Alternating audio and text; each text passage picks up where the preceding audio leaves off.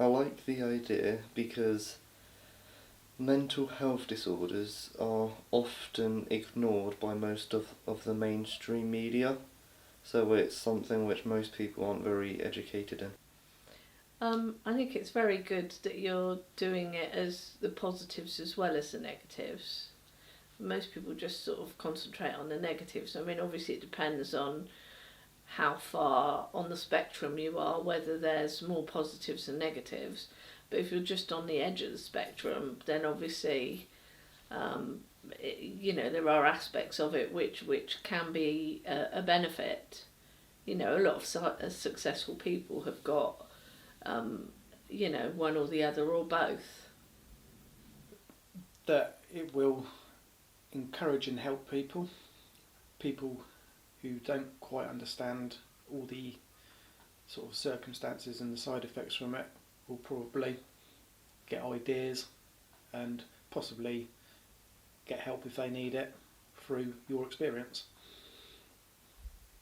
I like that it's informative and that it will help, people understand ADHD more, because I understand that particularly parents that don't have a child with ADHD have this sort of like judgment that it's about the parents' fault that the child has, and it's this naughtiness, and it's like, they've been brought up to be like that, and it's like not a genetic thing. So I think it's quite a good idea to get people to understand that it's genetic. It's not, it's not about parenting that causes ADHD. It's like an actual thing to do with your brain and your genes.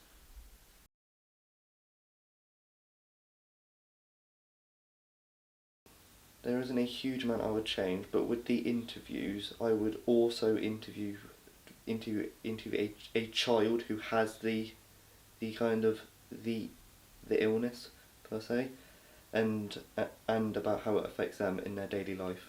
Don't know that I would really change anything. I mean, that's your, you're looking at it from a different angle, not the angle everybody else does. I don't think I'd change anything about it.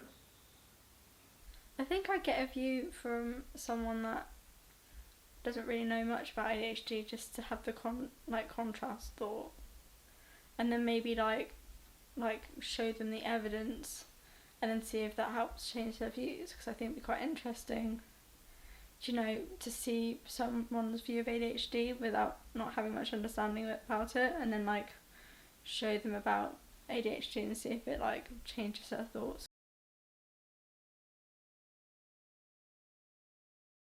I think a combination of acting and the interviews and facts would combine well. So kind of having people act out these scenarios.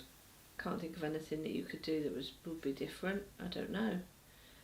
You're going to hopefully talk to some people about it. So yeah, I mean, your target audience is right. Seems to be right. And your idea seems fairly solid. I would probably maybe narrow it down to more definite topics. Okay. Maybe then sort of, so concentrate on the ADHD and the other one. Maybe concentrate more around that than the sort of side issues. An idea I'd add to this is that I know that you're focusing a lot on the genetic side of the biological approach of ADHD. Maybe you could add in a bit more cognitive approach, the thought processes of an ADHD person, or even maybe the argument that it is nurture and not nature. Maybe you could look into that a little bit, because that'd be quite interesting, just to see the other side of the argument, just to see it could be nature and there are genes that can cause ADHD and neurotransmitters, but what about the side that it is nurture?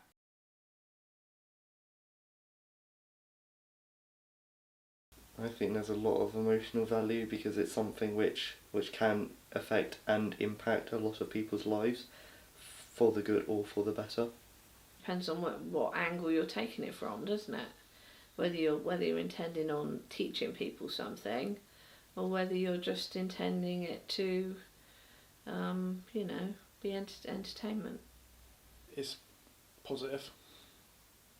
Definitely a positive, because like I say, people can get positives from it, and in the long run it might actually help people.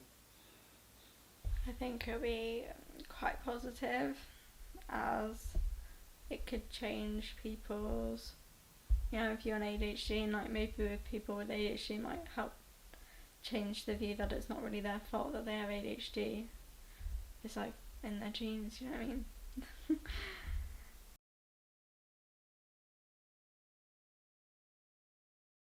A mental health clinic, a standard home, just a normal townhouse or something, which, and just a school safety room or nurse's office.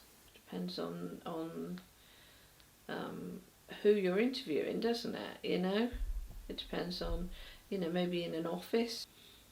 You could use a room with some information up on it, or you could use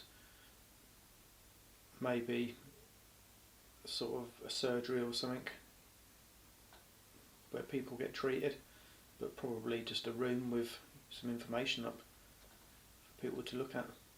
Like a doctor's office, maybe like a therapist room, sort of like a calm environment.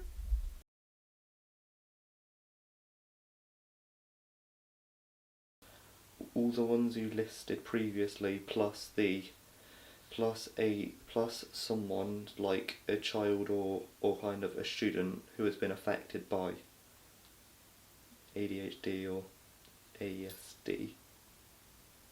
Well, either people that have a child that have it, maybe someone that has been successful that has one of the conditions, or like you say, professionals or parents. It's who you can get to talk to, really, isn't it? I would probably interview parents who's dealing with children with ADHD, being a parent who obviously has dealt with a child with ADHD, and possibly someone within the profession who helps people to get their side of the story. Someone that has experience in the field, someone that, I don't know, like knows the ins and outs of the brain and the genetics, or what it's like being someone with ADHD, maybe someone that knows the diagnosis process of ADHD, like using the DSM-5 and stuff like that.